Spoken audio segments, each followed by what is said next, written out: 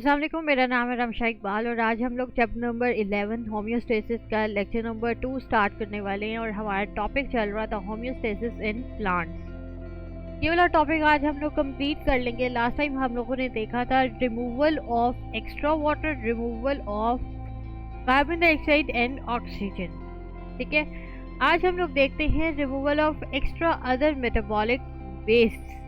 ठीक है, तो मेटाबॉलिक वेस्ट की अगर हम बात करें, हम लोगों ने लास्ट लेक्चर में डिस्कस किया था कि एक्सक्रीशन का प्रोसेस भी होता है, जो कि वो भी एक प्रोसेस होता है होम्योस्टेसिस का, जिसमें सारे मेटाबॉलिक वेस्ट जो है वो एक्सक्रीट हो जाते हैं फ्रॉम द बॉडी।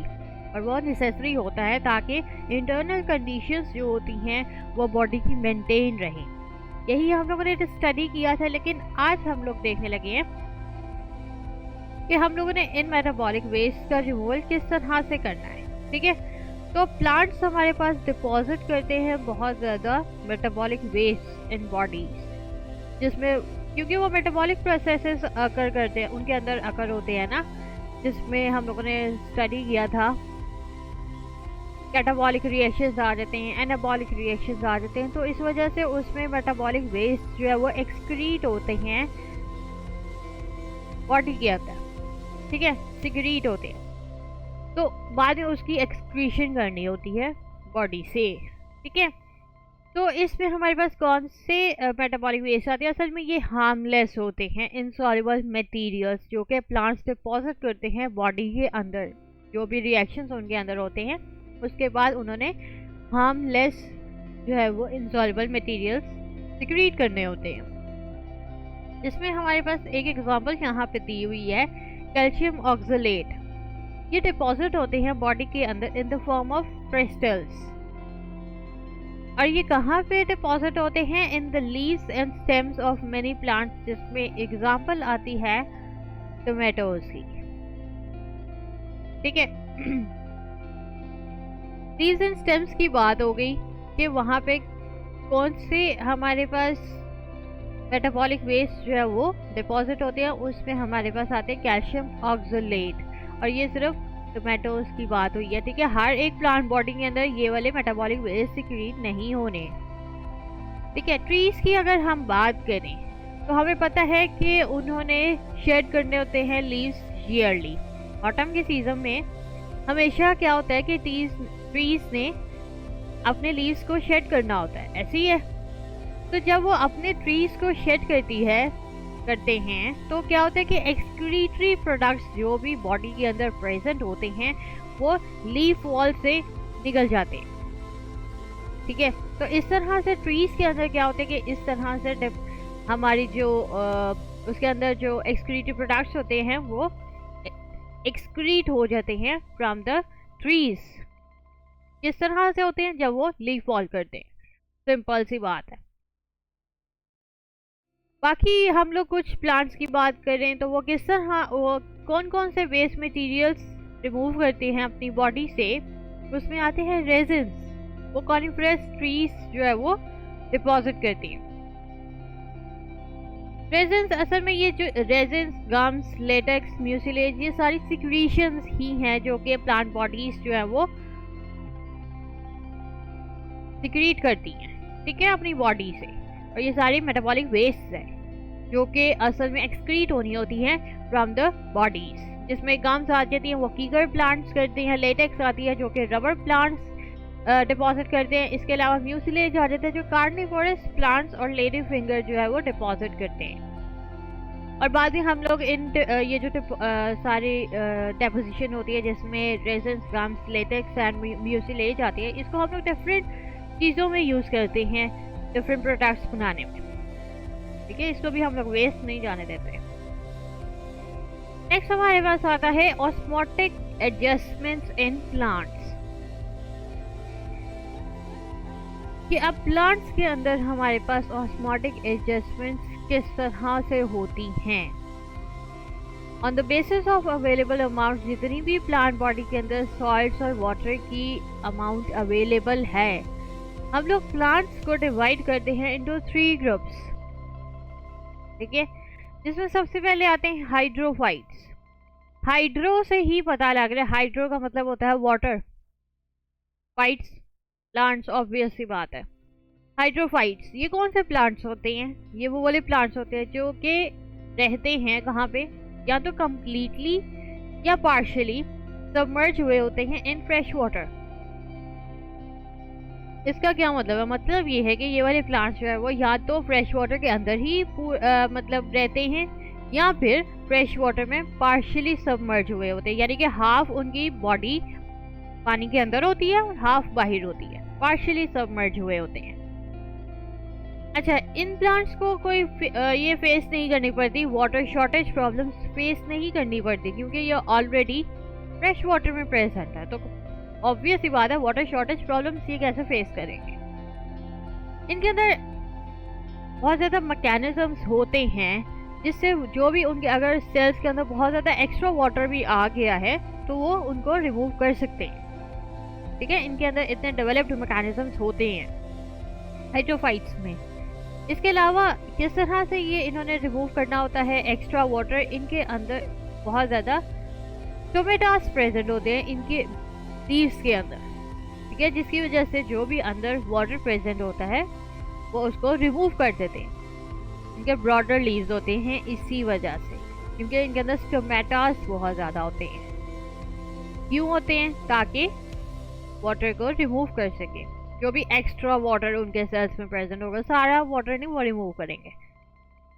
एग्जाम्पल की अगर हम बात करें तो वाटर लिलीज आती हैं जो कि पार्शियली सबमर्ज हुई होती हैं फ्रेश वाटर में। ठीक है, नेक्स्ट हमारे पास टाइप आती है प्लांट्स की, वो है जीरोफाइट्स। अच्छा, ये जो प्लांट्स होते हैं ये ड्राई इन्वायरमेंट में रहते हैं। अब पता ही लग रहा है, क्योंकि ये ड्राई इन्वायरमेंट में रहते हैं तो इनके लिए पानी तो इनके पास है नहीं है इतना।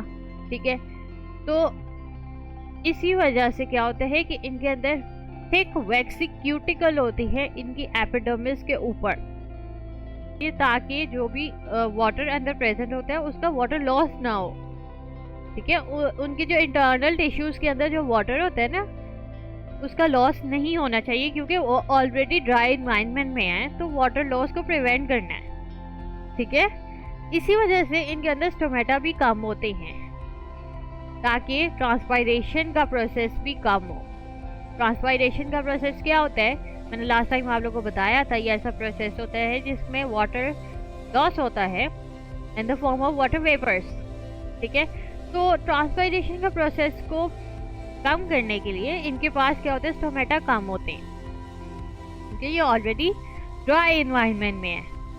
अच्छा, अब इनकी जो रूट्स होती है वो बहुत डीप होती हैं, बहुत ज़्यादा। क्यों डीप होती हैं? ताकि क्योंकि इन्होंने जितना भी पानी लेना होता है, जितना भी वाटर लेना है, इन्होंने सॉइल से ही लेना होता है, क्योंकि इन्वायरमेंट तो बहुत ड्राई है। इसी वजह से उनकी जो रूट्स होती हैं वो बहुत ज़्यादा डीप होती हैं और वाटर उन्होंने सॉइल से लेना होता है। इसके अलावा कुछ हमारे पास जीरोफाइट्स आ जाते हैं, उनके पास कुछ स्पेशल पेरेन्काइमा सेल्स भी प्रेजेंट होते हैं उनकी स्टेम्स और रूट्स में।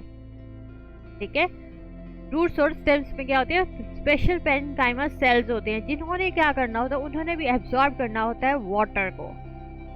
जब वो बहुत ज़्यादा तो नहीं करती, लेकिन वो जितना भी पानी एब्जॉर्ब करते हैं उससे क्या होती है, उनकी जो रूट्स और स्टेम्स होती हैं वो जूसी हो जाती हैं। ठीक है, इसलिए हम लोग उनको सक्यूलेंट ऑर्गन्स कहते हैं। इसमें अच्छा, जीरोफाइट्स की एग्जांपल की अगर बात करें तो हमारे पास इसमें कैक्टस आते हैं। वही हम लोगों ने देखा है ना कि वो सबसे ज़्यादा ड्राई इन्वायरमेंट्स में होते हैं कैक्टस। अच्छा, लास्ट हमारे पास टाइप आती है प्लांट्स की, वो है हेलोफाइट्स। ये वो वाले प्लांट्स होते हैं जो कि सी वाटर में रहते हैं और खुद को अडॉप्ट करते हैं इन द सॉल्टी इन्वायरमेंट। ठीक है, क्योंकि वो रहते ही सी वाटर में। इसमें क्या होता है, अच्छा अब थोड़ा सा रिकॉल करें क्लास 9 को, जब नंबर 4 में हम लोगों ने डिस्कस किया था डिफ्यूजन, ऑस्मोसिस। ठीक है, और उसमें हम लोगों ने टॉनिसिटी का कंसेप्ट भी स्टडी किया था। अब यहाँ पे हम लोग अगर देखें तो सी वाटर में प्लांट्स प्रेजेंट है, तो सी वाटर हमारे पास क्या है, हाइपरटोनिक सोल्यूशन है। ठीक है, और अंदर है हमारे पास प्लांट बॉडी। अब क्या होगा कि सी वाटर से जो हमारे पास सॉल्ट्स हैं वो अंदर की तरफ मूव करेंगे, क्योंकि बाहर कंसंट्रेशन सॉल्ट्स की ज़्यादा है तो वो लोअर कंसंट्रेशन की तरफ मूव करेंगे। तो जब हमारे पास सॉल्ट्स बाहर से अंदर की तरफ मूव करेंगे तो फिर अंदर से जो हमारे पास वाटर होगा वो बाहर की तरफ मूव करेगा। ठीक है, ऑस्मोसिस होगी। इसको हम लोग क्या कहते हैं, इसमें क्या हो रहा है कि सॉल्ट्स किस तरह से एंटर होते हैं, प्लांट्स कैरी आउट करते हैं एक्टिव ट्रांसपोर्ट। इससे क्या होता है, जब प्लांट सॉल्ट्स को अंदर लेके जाते हैं तो वैक्यूल्स जो अंदर के होते हैं वो स्टोर कर पाते हैं ज्यादा सॉल्ट्स को। ठीक है, अब क्योंकि सॉल्ट्स हमारे पास बाहर से अंदर की तरफ जा रही हैं और वैक्यूल्स उनको स्टोर करते जा रहे हैं, जब इतनी ज़्यादा सॉल्ट्स बाहर से अंदर की तरफ जाएंगे तो क्या हो जाएगा कि जो वैक्यूल्स का जो सैप होगा वो हाइपरटोनिक हो जाएगा as compare to the sea water. मतलब ये कि इतनी ज़्यादा जब सॉल्ट्स अंदर की तरफ जाएंगी तो वो अंदर का इन्वायरमेंट हाइपरटोनिक हो जाएगा, और जो अंदर वाली सॉल्ट्स होती हैं वो बाहर की तरफ नहीं मूव कर पाती। उनकी जो सेमी परमिएबल मेम्ब्रेन्स होती हैं वैक्यूल्स की, उसकी तरफ से वो बाहर की तरफ सॉल्ट्स मूव नहीं कर पाती। ठीक है, तो इसी वजह से क्या होता है कि अंदर सॉल्ट्स मूव करती जा रही हैं तो क्या होता है कि अंदर का इन्वायरमेंट हाइपरटोनिक होना शुरू हो जाता है। इसमें एग्जांपल कौन सी आती हैं, मेनी सी ग्रासेस। ठीक है, अब मैं आपको ये बुक से पढ़ा देती हूँ।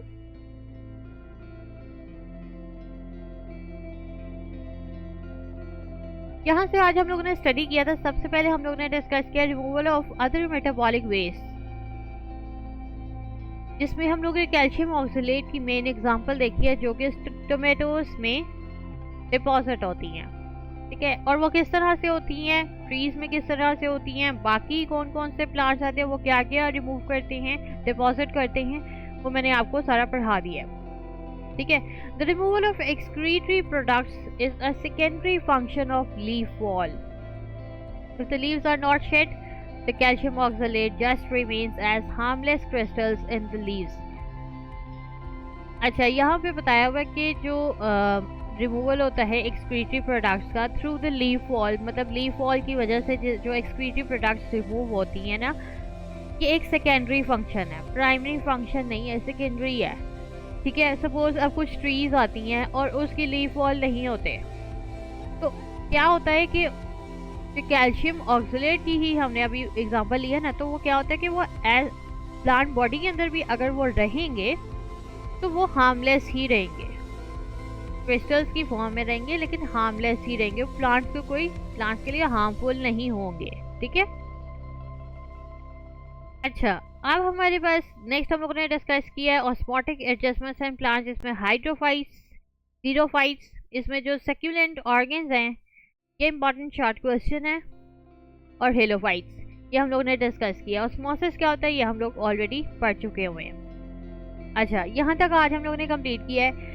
ये जो टॉपिक पढ़ रहा है ना, ऑस्मोटिक एडजस्टमेंट एंड प्लांट्स, ये तीनों हाइड्रोफाइट्स, हेलोफाइट्स और xerophytes most important short questions हैं इस चैप्टर के, ये आपने लाजमी याद करने हैं। ठीक है, तो लॉन्ग क्वेश्चन इसका यूजुअली नहीं आता, अभी तक जितना पढ़ा है ये इतना इंपॉर्टेंट लॉन्ग क्वेश्चन नहीं है, ये सारे शॉर्ट क्वेश्चन के लिए, लेकिन ये मोस्ट इंपॉर्टेंट शॉर्ट क्वेश्चन जो मैंने अभी आपको बताया वो ये है, हाइड्रोफाइट्स, हेलोफाइट्स और जीरोफाइट्स। ठीक है, ये लाजमी याद करना है। कभी कभार इनका डिफरेंस भी आ सकता है, कभी कभार ऐसे आ जाता है कि तीनों को कंपेयर करके बताएं। ठीक है, तो मैंने अपने नोट्स में जो है वो प्रॉपर पॉइंट्स के साथ लिखा हुआ है। ठीक है, तो ऑलरेडी आपको जब वहाँ से पढ़ेंगे ना तो समझ आ जाएगी किस तरह से कंपेयर करना है। तो आज हमारी बस वीडियो इतनी थी। अगर आपको वीडियो पसंद आई है तो लाइक करें, शेयर करें, सब्सक्राइब करें। लिंक आपको नोट्स का डिस्क्रिप्शन में मिल जाएगा, साथ में एक और लिंक दिया हुआ है जो कि फुल बुक है, अगर आपने सारे नोट्स स्टडी करें और वहाँ से भी कर सकते हैं। तो आज के लिए इतना ही, अल्लाह हाफिज़।